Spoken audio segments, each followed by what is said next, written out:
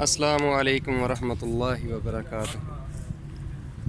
माशाअल्लाह, ये फ़ेज़ 7 में हमारे योगी दोस्त जनाब शेख इफ्तिखार साहब के घर के सामने ये जगह है।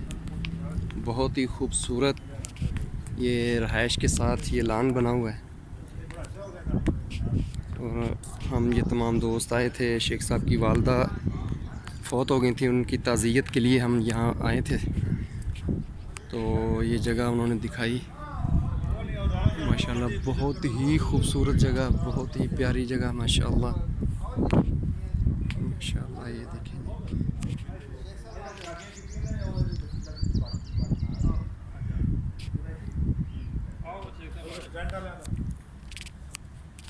माशाल्लाह माशाल्लाह। जी जी जी, हाँ जी।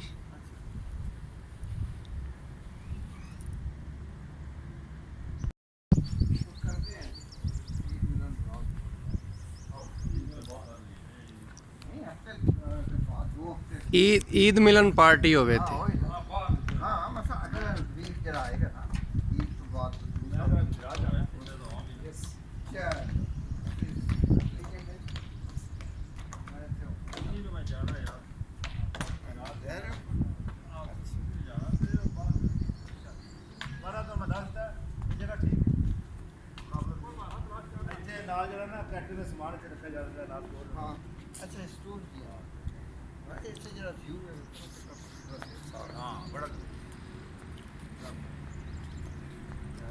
चलो अच्छी फैमिली साढ़े को आ गई है।